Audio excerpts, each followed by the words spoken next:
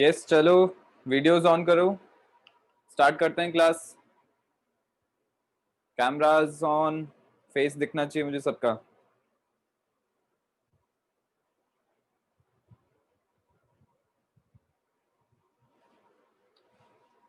मान्या, last class में क्या हुआ था? So I was not well. अच्छा, अभी भी तबीयत खराब हो रही है क्या? So थोड़ी सी. ओके, ठीक है, ध्यान रखना है।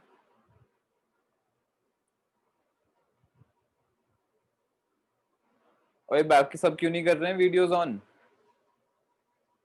स्टार्ट करो, स्टार्ट करते हैं class. Network issues. Network issue है, ठीक है।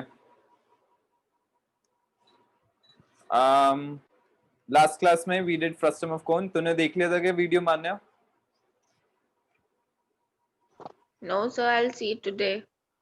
हाँ, देखना है और उसको अच्छे से समझ के वापस ट्राई करना है, रिवाइज करना है और क्वेश्चंस अटेम्प्ट करने हैं। एक्सरसाइज 13.4 एंड 13.5 चैप्टर अपना जो है वो पूरा कंप्लीट हो गया एनसीईआरटी में से। Okay sir. हाँ, काम करके रख, नेक्स्ट क्लास में भी पूछ सकती है डाउट्स अगर आते हैं तो। जिसने किया है उनको डाउट्स पूछने हैं फ्रॉम 13.4 एंड 13.5। सर 13.4 में डाउट नहीं है। एक भी नहीं है? नहीं सर। सारे हो गए थे? हाँ। चल बढ़िया है। और 13.5 में से? हाँ सर, एक मिनट बता रहा हूँ सर। और किसी को है क्या doubts? No sir. No sir, पता नहीं, डाउट्स ही नहीं आते हैं तुम तो लोग। 0.5 में सेकंड क्वेश्चन। अच्छा, वीडियो ऑन क्यों नहीं कर रखा है प्रखर? Sir network problem. यार सबकी नेटवर्क प्रॉब्लम आ रही है तुम्हारे। चलो 13.5 में सेकंड क्वेश्चन, जो कर सकता है वो वीडियो ऑन करके रखो। सरफेस एरियाज एंड वॉल्यूम्स के डाउट्स, तो एक्सरसाइज ये क्या होगा? एक्सरसाइज 13.5 तो एकदम नया मार्कर था, इसमें चल क्यों नहीं रहा है?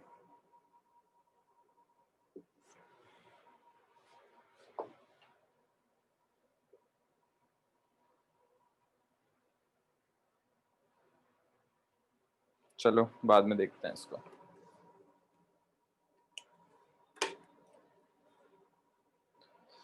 ओके, 13.5 एक्सरसाइज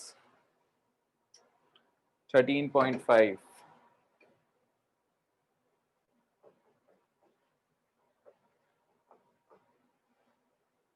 कौन सा question? Second?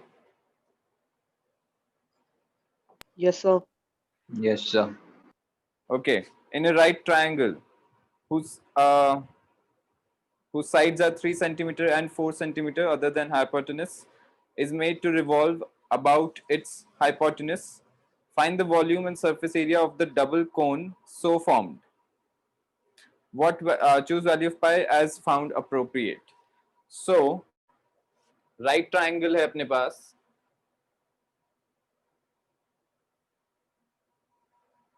it is revolved around its hypotenuse, revolved around its hypotenuse. तो कैसा शेप बनेगा, कोई बता सकता है मुझे?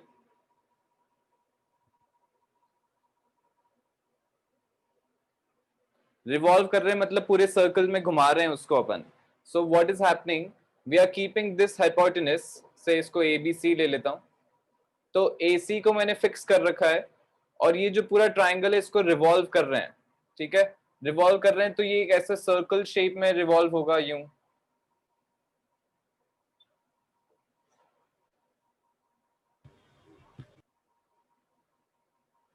क्या ये समझ में आ रहा है?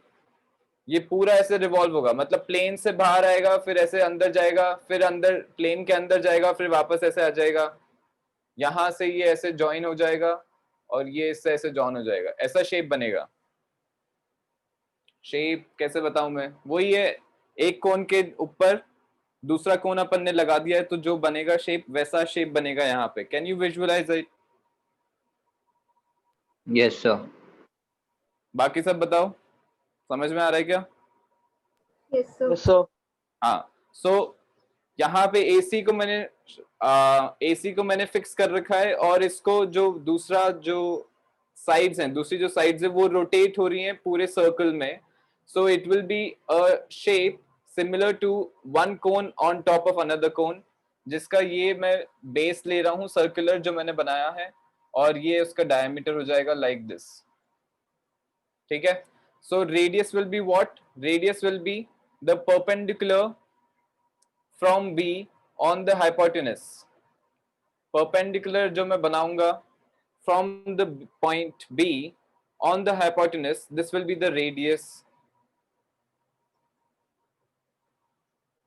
ठीक है, वो रेडियस हो जाएगा सर्कल का. BC की लेंथ अपन को गिवन है 3 या 4, कुछ भी ले सकते हैं. ये 3 है, ये 4 हो गया. सो हाइपोटेन्यूज कितना हो गया? 5 सेंटीमीटर्स. ठीक है, निकालना क्या है? Find the volume and surface area of the double cone so formed. तो वॉल्यूम एंड सरफेस एरिया निकालना है. ऑफ कोर्स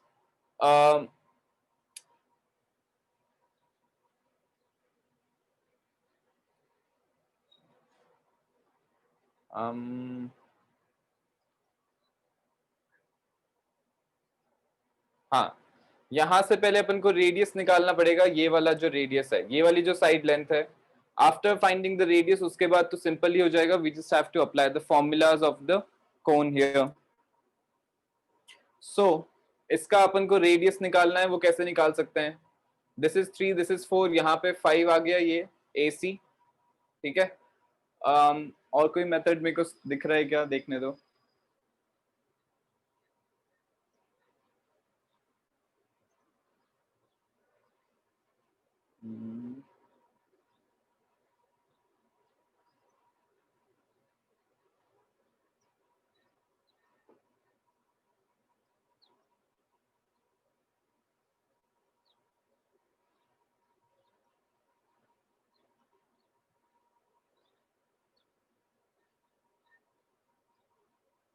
नहीं नजर आ रहा है, ऐसा तो कुछ नहीं दिख रहा है मुझे, लग नहीं रहा है. ठीक है. So this is what we have to do. यहाँ पे ये 4 है, ये 3 है, ये 5 है. रेडियस निकालना है, तो इसको मैं x सपोज कर रहा हूँ. Let this point be m. Then इसको मैंने x सपोज कर लिया. ठीक है. एंड ये वाला हो जाएगा 5 माइनस x. ठीक है. देन x की वैल्यू अगर मैं निकाल लूंगा तो पाइथागोरस थ्योरम से ये वाली वैल्यू आ जाएगी. सो यहाँ पे पहले पाइथागोरस थ्योरम अप्लाई करते हैं. 4 स्क्वायर प्लस नहीं 4 square is equal to x square plus bm square. In this triangle, this is a right angle triangle BMC. In this, 3 square is equal to 5 minus x whole square plus bm square. क्या ये visualise कर पा रहे हो? दिख पा रहा है क्या? ये ABM is a right angle triangle, BMC is a right angle triangle. उसमें मैंने पाइथागोरस थ्योरम लगाया है. Now we have two variables x and bm. And we have two equations here, so we can solve both the equations to get x and bm की value. So यहाँ से मैं x square या किसकी value input करूँ? bm square की value input कर देता हूँ. From here, bm square की value is equal to 4 square minus x square. I will substitute this here in this equation. So 3 square is equal to 5 minus x का whole square को open करते हैं. This will be 25 plus x square minus 10x plus 4 square minus x square. X square cancel हो गया. We will get 9 is equal to 25 plus 16, which is 41. 41 minus 10x. So 10x is equal to 41 minus 9. This implies x is equal to 41 minus 9 is 32. 32 upon 10 is 3.2 centimeters. x की value आ गई 3.2 centimeters. ठीक है. From here bm की value निकाल लेते हैं. So bm square is equal to 16 minus 3.2 का square. this is equal to 16 minus 3.2 का square will be equal to what? 10.24. Correct. So 16 minus 10.24, this is equal to 5.76 centimeters. ये अपने पास bm square आएगा. Then bm square is this. So bm is equal to root of 5.76. Root of 5.76 कितना आ रहा है?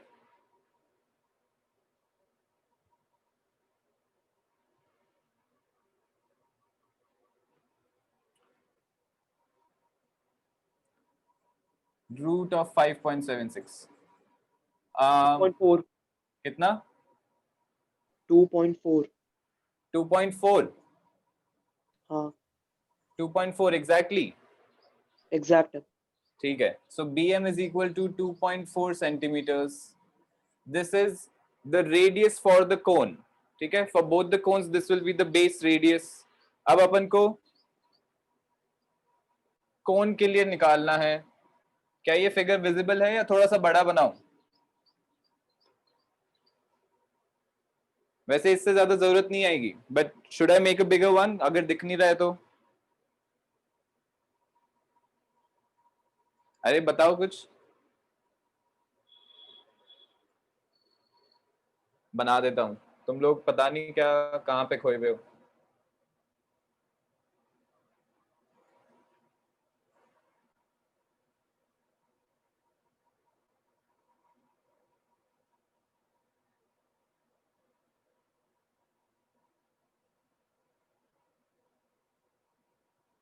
ये ऐसा double cone बनेगा. This is the diameter of the base. This is A B and C. अब अपने पास रेडियस आ गया है. Radius is 2.4 centimetres.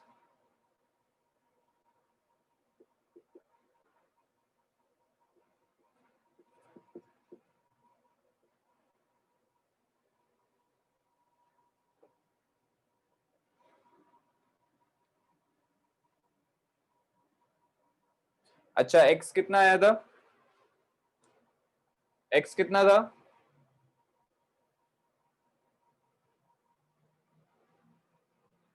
किसी को याद नहीं क्या? लिखा नहीं क्या किसी ने?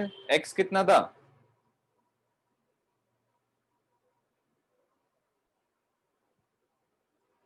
पता नहीं कहाँ खो रहे हो यार. क्या हो रहा है? अरे कोई है भी क्लास में या नहीं है?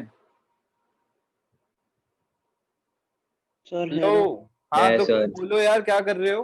वीडियोस भी बंद करके बैठे हुए हो एकदम आराम से मस्त. ये 3.2 सेंटीमीटर्स था. रेडियस 2.4 सेंटीमीटर्स आ गया.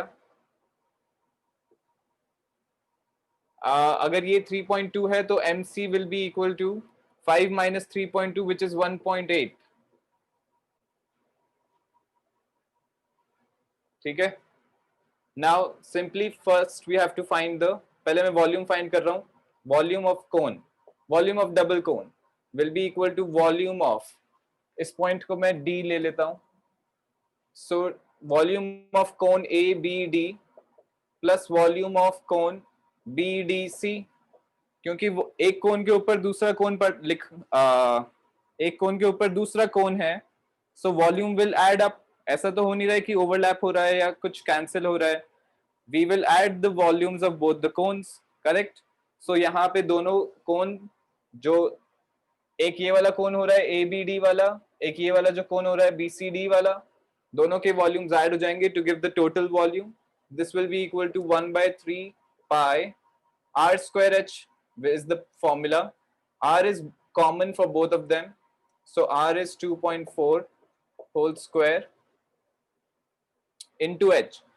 Height of this cone is 3.2 plus 1/3 into pi into 2.4 ka square, and height of this cone is 1.8.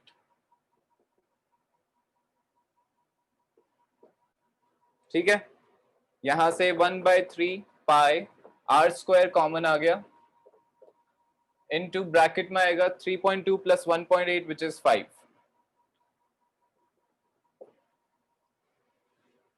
आ रहा है समझ में?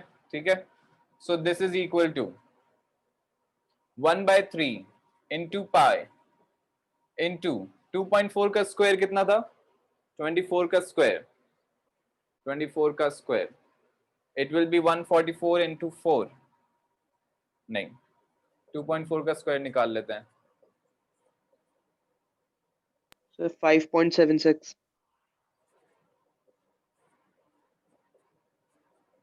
सही है, सो 5.76 इंटू 5, ये इसका वॉल्यूम आ जाएगा। पाई की वैल्यू क्या डालें? 3.14 ही डालना आई थिंक बेटर रहेगा, या 22/7।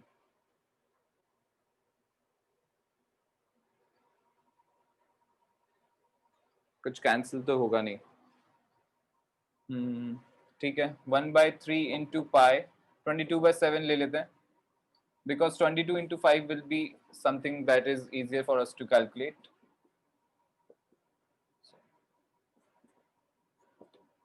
This is equal to, अब इसकी वैल्यू निकालनी है, so 5.22 into 5 will be 110, 110 into 5.76 is 576 into 11,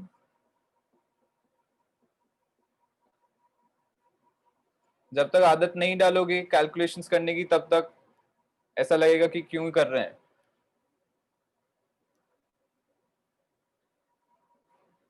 633.6, 633.6 upon 21, this is equal to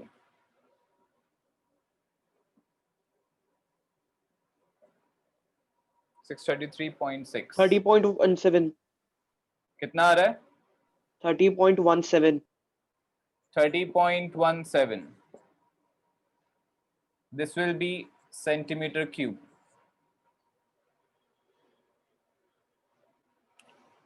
answer check करो एक बार, सही है क्या?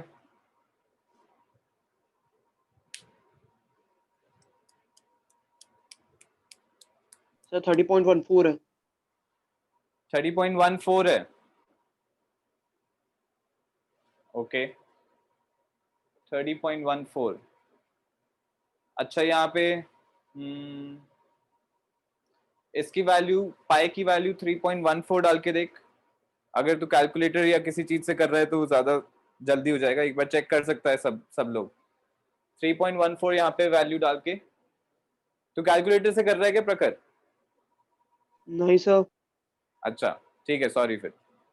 अच्छी बात है अगर इतना फास्ट कर रहा है तो। यहाँ पे 3.14 डाल के फिर कैलकुलेट कर एक बार, ये कितना आ रहा है? 5.76 इंटू 3.14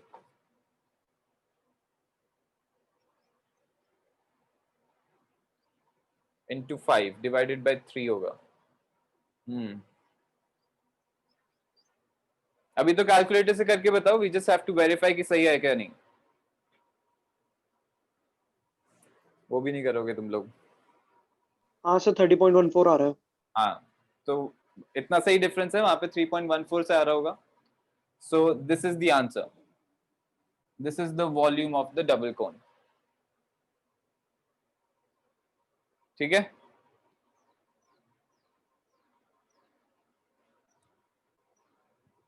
चलो आगे प्रोसीड करते हैं। क्या ये समझ में आ गया सबको? Yes, sir.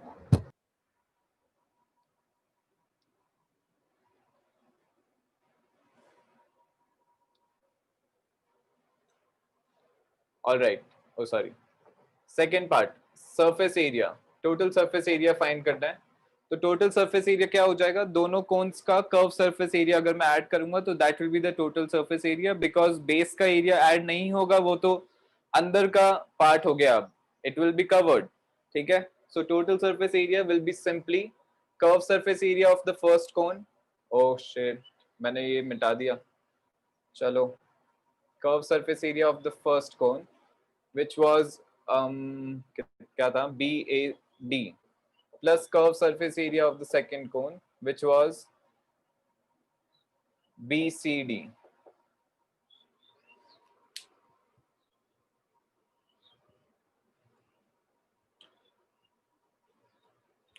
बहुत ही सिंपल है। कर्व सरफेस एरिया का फॉर्मूला क्या होता है?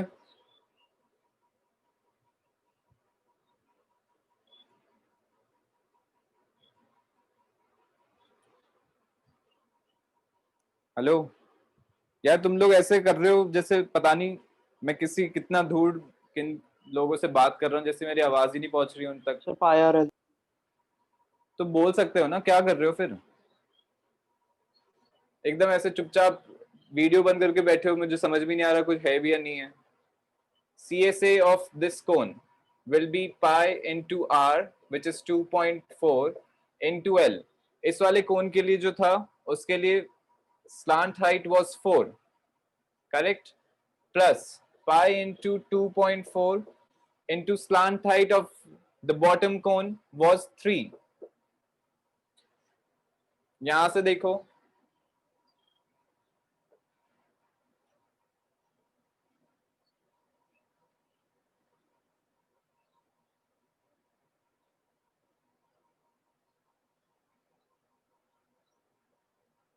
जब मैं इसको रोटेट कर रहा हूं तो ये वाली जो लेंथ है, ये वाली जो लेंथ आ रही थी which was 4, this will be the slant height of this cone, correct?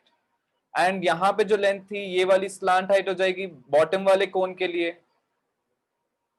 ठीक है? So from here we get pi into 2.4।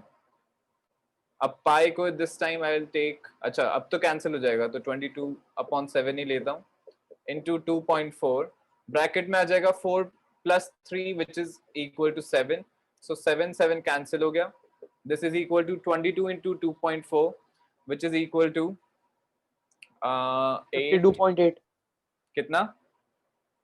52.8 52.8, okay, 52.8 centimetre square. बाकी सब वेरीफाई कर सकते हैं जो प्रखर बोल रहा है, और करना भी चाहिए। सही है क्या? सर बुक में 50, एक सेकंड, बुक में 52.75 दे रखा है। वही अगेन 3.14 यूज किया हुआ है वहां पे, उसी से आ रहा होगा डिफरेंस, ठीक है? Yes sir. हाँ, so this will be the curve this will be the total surface area of this double cone. तो समझ ही गए होगे कि डबल कोन का क्या मीनिंग है। आई होप कि मुझे बताने की जरूरत नहीं है। आगे पूछो क्वेश्चन।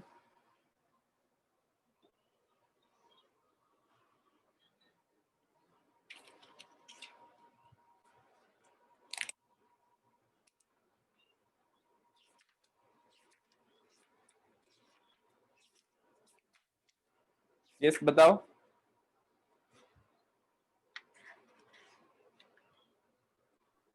बस एक ही क्वेश्चन था क्या? नहीं सर, 1 मिनट। Sir question 6। उससे पहले है क्या किसी का?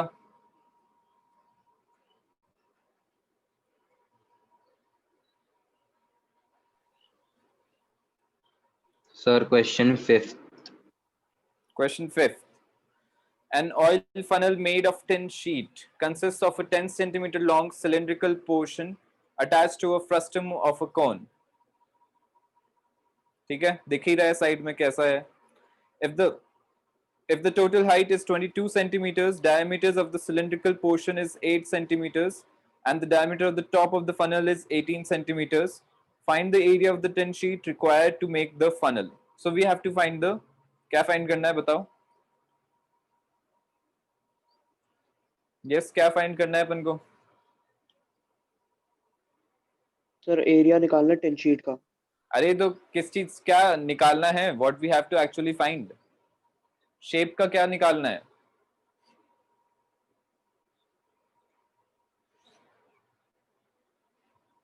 कर्व सरफेस एरिया निकालना है ना, total surface area, and curve surface area will be same here because सारी चीजें कर्व्ड ही होंगी। यस और नो? तो सर हम कर्व्ड और टोटल सरफेस एरिया में से कोई सा भी निकाल सकते हैं। तो कर्व्ड और टोटल सरफेस एरिया दोनों सेम ही चीज तो होगी इस केस में।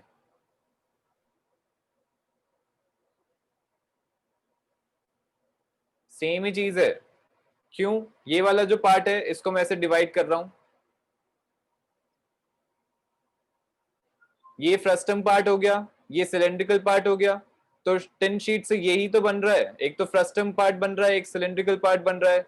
तो इसका टोटल, इसका कर्व सरफेस एरिया प्लस इसका curve surface area will be the total surface area. Bottom पे भी कुछ नहीं है, टॉप पे भी कुछ नहीं है, क्योंकि फनल है। तो only curve surface area of frustum plus curve surface area of cylinder will give me the curve surface area और the total surface area of this shape, क्योंकि दोनों सेम ही होगा। तो बस यही निकालना है। सो टोटल सरफेस एरिया या फिर कर्व सरफेस एरिया सेम ही बात है, is equal to curve surface area of frustum plus curve surface area of cylinder. So this is equal to curve surface area of the frustum क्या होता है, pi into R1 plus R2 into L plus curve surface area of cylinder is 2 pi R into H. Correct? This is equal to, अब यहाँ पे R कौन सा आएगा, this will be this R, ये नीचे वाला R, so इसको मैं R1 ले रहा हूँ।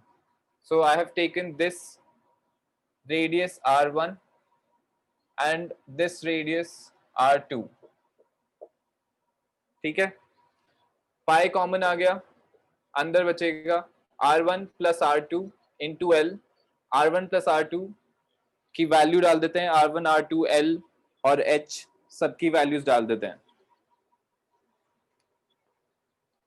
सो R1 की वैल्यू आ गई 4 सेंटीमीटर्स, R2 की वैल्यू आ जाएगी 9 सेंटीमीटर्स, L की वैल्यू अपन को निकालनी पड़ेगी, तो यहां पे निकाल लेते हैं। L for a frustum of a cone is root of h square plus R1 minus R2 square, ठीक है।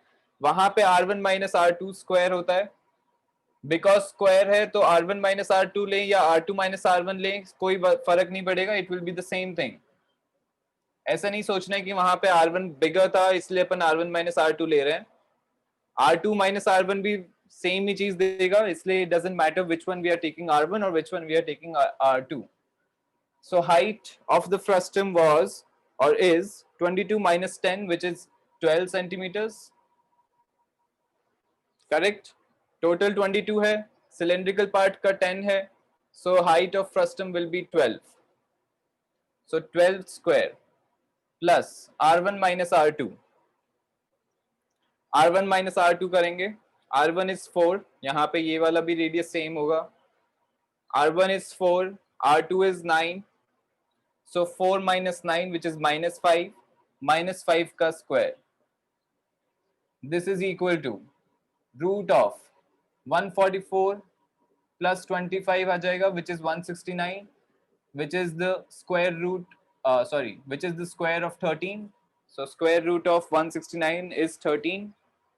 तो यहाँ पे 13 से मल्टीप्लाई कर देंगे, प्लस अंदर आएगा, पाई कॉमन आ गया, तो 2 into R1 which is 4 into H for the cylinder, H for the cylinder is 10, so this is 10. This is equal to, पाई की वैल्यू अभी यहीं पे रखते हैं, पाई को कुछ कर नहीं रहा हूं मैं, 4 plus 9 is 13, 13 into 13 हो गया वापस 169, plus 2 into 4 8 into 10 80. This is equal to pi into 169 plus 80 कितना हो जाएगा, 249, yes. So 249, क्या 249 7 से डिविजिबल है? नहीं है, 7 से डिविजिबल नहीं है 249. So I am taking 3.14 for pi into 249 आ जाएगा. This is equal to, अब इसकी वैल्यू निकालनी है, 249 into 3.14.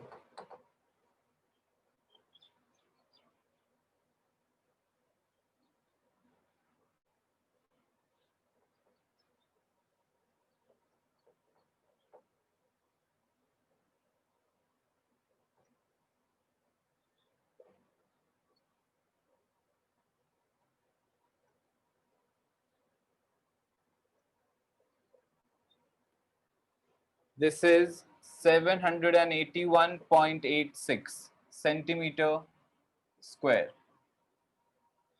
सर गलत है। गलत आ रहा है क्या?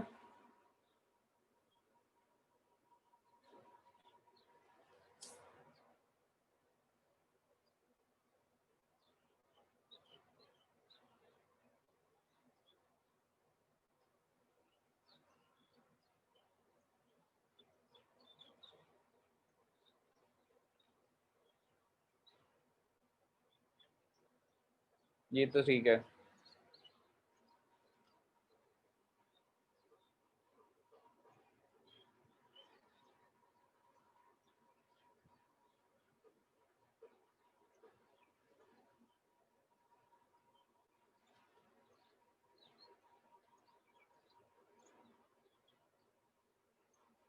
कितना आ रहा है? आंसर कितना है पीछे? 782 एंड 4/7, जिसको अगर पॉइंट पे कन्वर्ट करेंगे तो 782.57 हो जाता है। 782.57। Yes sir.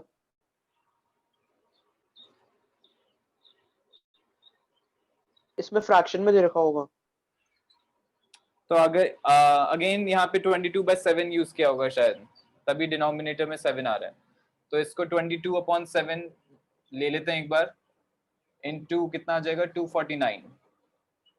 अब 22 इंटू 249 निकाल के उसको 7 के मल्टीपल में देखते हैं कितना आता है 7 से डिवाइड करने पे। 249 इंटू 22 5478। पक्का? हाँ 5478। 5478। अब 5478 को 7 से डिवाइड करते हैं। 5478 divided by 7, so this will B 49। 782.75। कितना? 782.75 सॉरी 57। अभी उसमें मत बता, डेसिमल्स में बता। जैसे इस फॉर्म में दे रखा है आंसर, उस फॉर्म में बता। 57, so this will be 8 and 1 8, so 781 और बचेगा नहीं 782 और बचेगा 4, so 4/7 सही है, यही आएगा।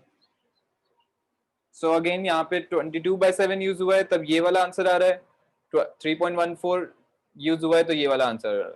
दोनों सही है। माइनर डिफरेंसेस आ जाते हैं जब अपन ऐसे डिफरेंट यूज करते हैं, ठीक है। कुछ इसमें गिवन तो था नहीं कि पाई को 22/7 ही यूज करना है, क्योंकि दोनों अप्रोक्सीमेट वैल्यूज ऑफ पाई हैं। सो 22/7 is a more accurate value of pi, whereas 3.14 is less accurate, ठीक है। कोई भी वैल्यू यूज करो, हल्का सा डिफरेंस तो आता ही है दोनों में, ठीक है। आगे प्रोसीड करें।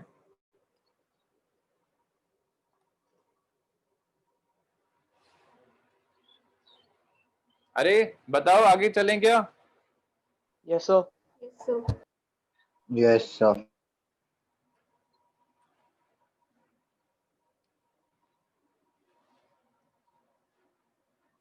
आलिया काम नहीं किया क्या?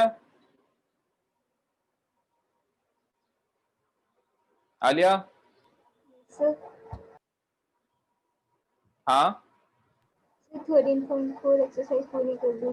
13.5 में डाउट्स, वो ही कॉमन डाउट्स थे। अच्छा, तो करे थे कि सारे attempt questions? Yes sir. Okay great. और नील तूने किया है क्या काम?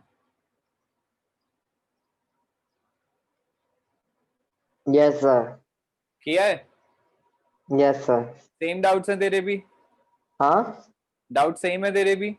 सर, मैंने 13.5 तो करी है, पर उसमें मेरे को 6th और 7th नहीं आया, और पर मैंने बाकी के तो कर रखे हैं। 13.4 पूरी हो रखी है। हाँ, अब मैं क्योंकि मांग नहीं रहा हूँ होमवर्क, ठीक है, तो तुम लोगों को अपने ऑनेस्टली काम करते रहना है। मुझे इतनी जरूरत नहीं लग रही है होमवर्क देखने की, but I want you to work just as much और मोर। कम काम नहीं करना है और काम करते रहो साथ साथ में, ठीक है। अभी एग्जाम्स आने वाले हैं, उसके बाद टाइम मिलना मुश्किल हो जाएगा। चलो आगे प्रोसीड करते हैं। Question 6, Derive the formula for the curved surface area and the total surface area of the frustum of a cone given to you using the symbols as explained. अरे मैंने derive किया तो था लास्ट क्लास में, और क्या किया था? किसको नहीं आया है क्वेश्चन 6? आदि, नील, अच्छा प्रखर, प्रखर यस सर। क्या लास्ट क्लास में यही तो किया था डिराइव? और क्या कर रहे थे अपन लास्ट क्लास में? सारे फॉर्मूलाज ही तो डिराइव कर रहे हैं फ्रस्टम ऑफ अ कोन के।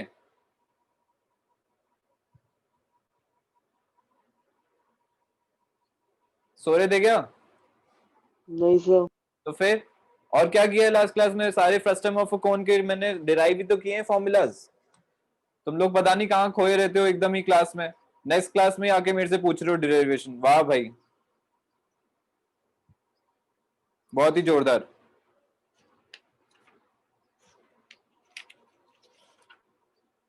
कल 10 मिनट एक्स्ट्रा लेके तो तुमको फ्रस्टम ऑफ अ कोन समझाया है, और नेक्स्ट क्लास में मेरे से पूछ रहे हो कि सर ये कैसे होगा। गजब यार। क्या अब ये बोलूं क्या कि मैं बताऊं, या फिर कर लेगा अपने आप? पूरा 1 घंटा लग जाएगा डेरिवेशन में समझाने में। तो फिर देखा तो करो यार, पता नहीं एक ही चीज पूछते रहते हो बार बार, सेम ही चीज। और ऐसा तो समझ में भी आए कि थोड़े दिनों बाद, थोड़े महीने बाद पूछ रहे हो, तो नेक्स्ट क्लास में डेरिवेशन कैसे होगा। वाह भाई। 7th क्वेश्चन पूछो, है क्या नील? No sir. वाह, बहुत बढ़िया, बहुत ही बढ़िया।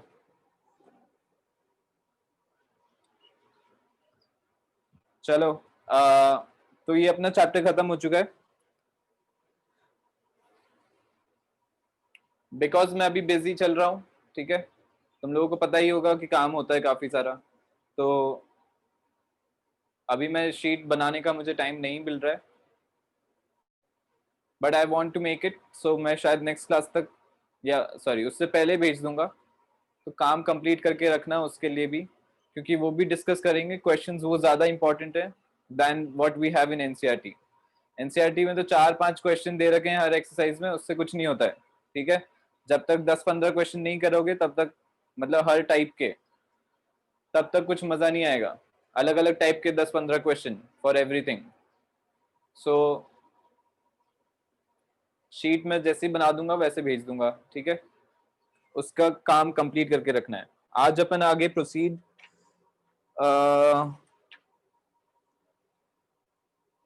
कर सकते हैं, क्योंकि 10-15 मिनट है। सो मैं थोड़ा सा ले रहा हूँ स्टैटिस्टिक्स, जो 9th में पढ़ा हुआ है, क्योंकि यहाँ पे काम आएगा। So I am just taking that part of statistics which we have learned in 9th। 10th का जो अपन पढ़ेंगे वो अपन नेक्स्ट क्लास में स्टार्ट करेंगे। फॉर 9th क्या क्या अपन ने पढ़ा था और कैसे क्या फॉर्मूलाज थे वो सब देखते हैं, because they will be using them. So first of all statistics क्या होता है? Which branch of mathematics is known as statistics? मतलब statistics के अंदर आता है data, ठीक है, and visual representation of data, making meaningful statements out of some given data. All of these things come under statistics, ठीक है। अगर अपने पास raw data किसी ने दे रखा है, तो उसका अगर अपन मीनिंग बना रहे हैं, उसको विजुअली रिप्रेजेंट कर रहे हैं यूजिंग सम बार ग्राफ्स और पाई चार्ट और हिस्टोग्राम्स और फ्रीक्वेंसी पॉलीगन, और उनसे अपन इंफॉर्मेशन डिराइव कर रहे हैं, निकाल रहे हैं, then that all comes under statistics, ठीक है। बोलते भी हैं अपन कि statistically speaking this is there, आज इस साल में इतना हुआ, इस साल में इतना नहीं हुआ, we earn this much, we didn't earn this much, इतने टैक्सेस कलेक्ट हुए, इतने नहीं हुए, जो भी है सब स्टैटिस्टिक्स के अंदर काम इंक्लूड होते हैं, ठीक है। whenever we are dealing with data and representing or interpreting that data, then we say that we are using statistics, which is a branch of mathematics, ठीक है। so statistics के अंदर अभी तो अपना जो लेवल है वो बहुत कम है, 9 से थोड़ा सा ज्यादा है, बट जो एक्चुअल यूज आता है उससे बहुत ज्यादा कम है, ठीक है। थोड़ा बहुत जनरल जो अपन स्पीक कर सकते हैं वो ज्यादा काम अपन लेते हैं, वो है एवरेज और द मीन। सबसे ज्यादा जो अपन डेली लाइफ में काम में लेते हैं वो है mean of a given data, ठीक है, which is also the average of a given data. Then we have mean, median, which is the middle value of the given data, and mode, which is the highest occurring value in the given data, ठीक है। सो ये 3 central tendencies अपन पढ़ेंगे इस chapter में, ठीक है। Central tendencies इसलिए बोलते हैं ताकि अपन इन तीनों वैल्यूज से डेटा को बता सकें कि हाउ वाइड और how wearing it is if these 3 values are given to us. It gives us an idea कि डेटा कहाँ से कहाँ लाई कर रहा है, क्या उसके कैरेक्टरिस्टिक्स हो सकते हैं, कोई कौन सी चीज सबसे ज्यादा अकर कर रही है, which is the average thing in the data and so on, ठीक है। इसलिए उसको सेंट्रल टेंडेंसीज बोलते हैं। It gives us an idea about the data. तो अपन को पूरा डेटा रेफर करने की जरूरत नहीं पड़ेगी, these 3 will be sufficient to give us an idea कि क्या हो रहा है, ठीक है। सबसे पहले मीन पढ़ेंगे, which is the I think the most useful और most used central tendencies out of these 3. So mean, which is the average of a given data, ठीक है। mean is equal to what? mean को अपन x बार से represent करते हैं, ये सब 9th में पढ़ा हुआ है। x बार से रिप्रेजेंट करते हैं, which is equal to sum of all observations upon number of observations. This is the definition of mean. Sum of all the observations upon number of observations. This is the definition. ठीक है। यहां से अपने यही अपन average बोलते हैं, इसी को मीन भी बोलते हैं। सो यहां से वी सॉ कि अगर अपने पास डिस्क्रीट वैल्यूज हैं एंड फ्रीक्वेंसी नहीं गिवन है तो सिंपल अपन ऐसे निकाल सकते हैं। For example, if there are say these values 11, 25, 30, 26, 50 and 4, say this is some data which is given to us. This is raw data because it is not organized or it has not been written in or it has not been manipulated with. It is just simple raw data that we have collected from somewhere. So ये अपने पास 6 discrete values हैं। इसका mean अगर अपन निकालेंगे x bar, this will be equal to sum of all the observations. So 11 plus 25 plus 30 plus 26 plus 50 plus 4 upon 6. This will be the mean. तो ये value अपने पास आ जाएगी 11 plus 25 which is 36 plus 30 which is 66 plus 26 which is 80 and 92. 92 plus 4 is 96 plus 50 is 146. So 146 upon 6 which is equal to 24.3 bar. So approximately equal to 24.33 या फिर ऐसे लिख सकते हैं 24.3 bar. This is the mean of this given data. This is when अपन को frequency given नहीं है data में, ठीक है। फ्रीक्वेंसी क्या होता है? It tells us about how many times something is occurring और some distinct value is occurring in our data, ठीक है। और अगर अपने पास क्लास इंटरवल होता है तो उस क्लास के अंदर जो वैल्यूज हैं वो कितनी बार अकर कर रही हैं, that is what frequency tells us. Now this was for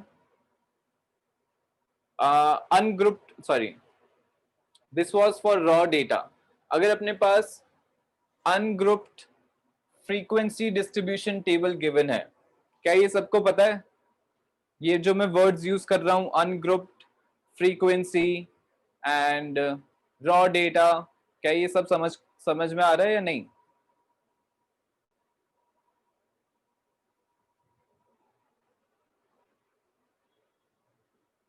आ रहा है क्या समझ में? फ्रीक्वेंसी का मीनिंग समझ में आता है क्या?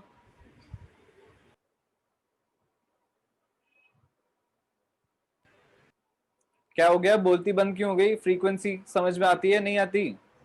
Yes sir. तो क्या हाँ बोलने में इतना कैलोरीज बर्न हो जाएंगी क्या तुम्हारी? क्या हो रहा है, इतना क्या आलस कर रहे हो एकदम? फ्रीक्वेंसी समझ में आ रहा है और अनग्रुप्ड समझ में आ रहा है क्या? अनग्रुप्ड क्या होता है? Ungrouped frequency distribution table. You have studied this in 9th. What is this? Ungrouped frequency distribution table. नहीं समझ, नहीं याद आ रहा होगा. So example से explain करता हूँ. Ungrouped is when we are taking distinct values in the table. Suppose ये मेरे पास x की values हैं. X means distinct values or observation, distinct observation.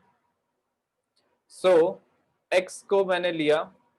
There are distinct values, suppose 5, 12, 15, 20, 22, 30, 45. ये अपने पास distinct values हो गई. Frequency of this value f से represent करते हैं of these values. So suppose data में f 4 बार आ रहा है, तो frequency will be 4. 12 is occurring say 1 time, so frequency will be 1. 15 अगर 3 बार अकर कर रहा है तो 3 हो जाएगा. 20 अगर 2 बार अकर कर रहा है तो ऐसे हो जाएगा. 22 is occurring 5 times, so frequency is 5. 30 का 1 है, 45 का 2 है, and so on. तो जब अपने पास ऐसे distinct values में given है, then we say that the frequency table is ungrouped. Whereas अगर मैंने same चीज को क्लासेस में डिवाइड कर दिया, क्लास इंटरवल्स में, तो देन क्लास इंटरवल्स लिखते हैं. सपोज मैंने क्लास इंटरवल लिया 0 to 10, then 10 to 20, then 20 to 30, then 30 to 40, and then 40 to 50. तो ये क्लास इंटरवल्स हो गए. ठीक है, अब इसकी frequency will depend on how many terms are occurring in this class. So 0 to 10 में सिर्फ 5 ही है, which is occurring 4 times, so frequency is 4. 10 to 20, 10 to 20 में 12 भी आएगा, 15 भी आएगा, so total frequency कितनी हो गई? 4. 20 वाला अपन इसमें काउंट करेंगे. 20 will be counted in this class. जिसकी लोअर लिमिट होती है वो इंक्लूसिव होता है, ये एक्सक्लूसिव है. It does not include 20. This includes 20. So 20 is occurring 2 times, 22 is occurring 5 times, तो इस क्लास के अंदर 7 फ्रीक्वेंसी आएगी. 30 इज अकरिंग 1 टाइम, इसमें 1 फ्रीक्वेंसी आएगी. 45 इज अकरिंग 2 टाइम्स, तो इसकी फ्रीक्वेंसी 2 हो जाएगी. सो this is ungrouped. This is ungrouped and this is grouped. Of course नाम से समझ में आना चाहिए था. यहाँ पे अपन ने ग्रुप कर दिया है, एक क्लास में ग्रुप कर दिया है वैल्यूज को. We have put a class interval जिसके अंदर वैल्यूज आ रही हैं. यहाँ पे अनग्रुप्ड हैं, they are distinct values. क्या ये सब याद आ रहा है?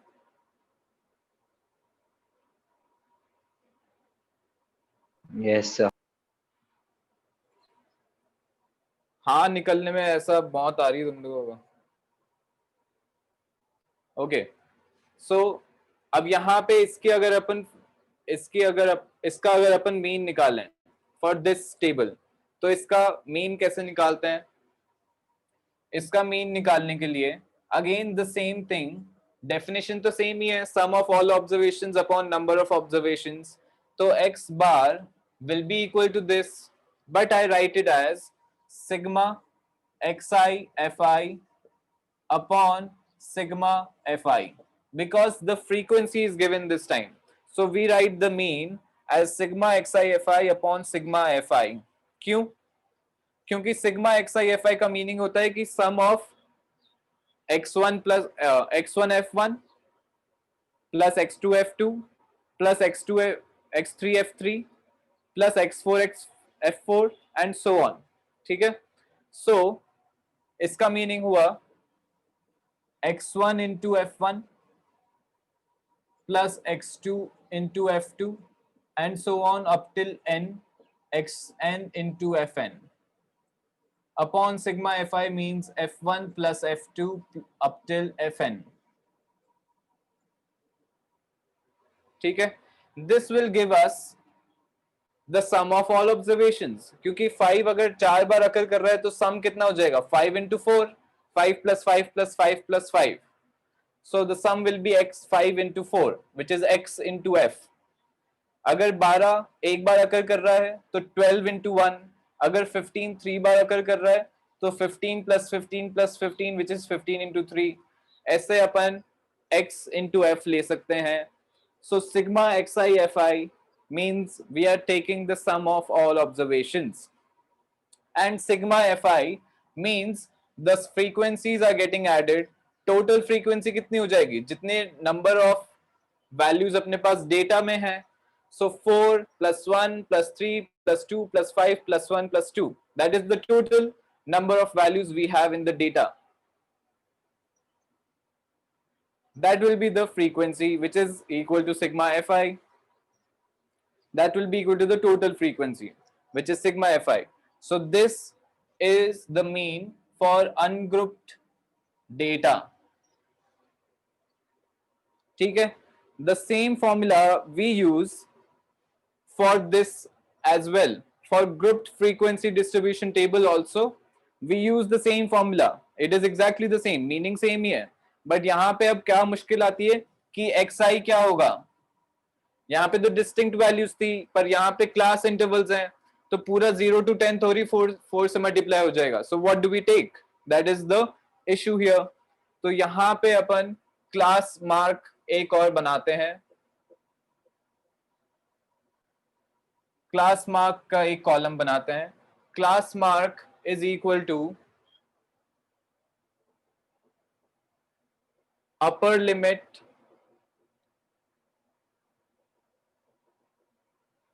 Plus lower limit upon 2, this is the class mark.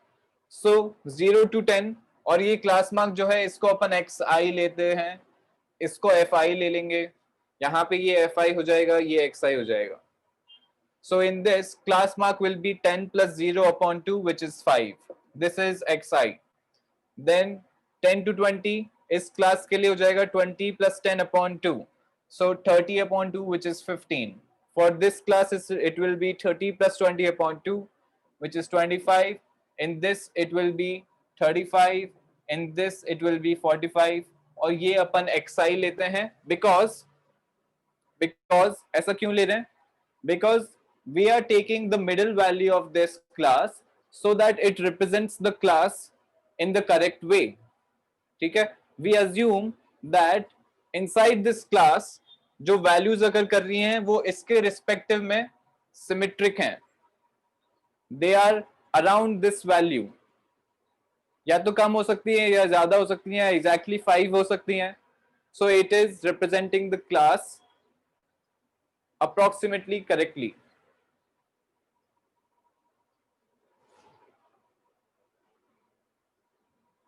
क्या ये समझ में आया? तो यहाँ पे अपन सेम फॉर्मूला यूज करेंगे, xi will be the class mark in case of grouped frequency distribution table, ठीक है। and we proceed the same way to find the mean। ये अपन ने लास्ट क्लास में लास्ट स्टैंडर्ड में पढ़ा था, 9th में ये सब, ठीक है। यहाँ पे भी दो टाइप के होते हैं, ग्रुप के अंदर भी दो टाइप के होते हैं। This is known as continuous class intervals. ये कंटिन्यूस क्लास इंटरवल्स क्यों हैं, बिकॉज यहाँ पे 10 is the upper limit, 10 is the lower limit, so it is continuous, there is no break in between, ठीक है। 20 20 30 30 एंड सो ऑन, सो ये continuous है। अगर ये 0 to 10 होता, ये 11 to 20 होता, ये 21 to 30 होता, ये 31 to 40 होता, so there would have been a break in between, तो उसको अपन discontinuous class intervals बोलते हैं। क्योंकि से अगर ये 0 to 10 है और ये 11 to 20 है, तो अगर 10.5 आ गया तो वो कौन सी क्लास में डालेंगे? We don't know, so we first make them continuous and then we proceed. ठीक है, मीडियन एंड मोड मैं बाद में ले लूंगा, बिकॉज जब अपन डिस्कस करेंगे तब उसके साथ ही डिस्कस कर लेंगे 10th का भी। So this was all about mean we have done in 9th class. Next class से अपन 10th का start करेंगे। 10th का जो अपन mean पढ़ते हैं, how do we find the mean for grouped frequency distribution table, वो अपन next time find करेंगे by different methods। ठीक है, so that's it for today। आज यहीं पे खत्म कर रहे हैं, काम कंप्लीट करके रखो, मैं जैसे ही शीट बन जाएगी भेज दूंगा and you have to do it. ऐसा नहीं कि रखना है देखने के लिए नहीं भेजूंगा मैं, you have to do it before next class. ठीक है, I will give you sufficient time, don't worry. Thank you sir. Okay, Thank you, sir. Bye bye. Thank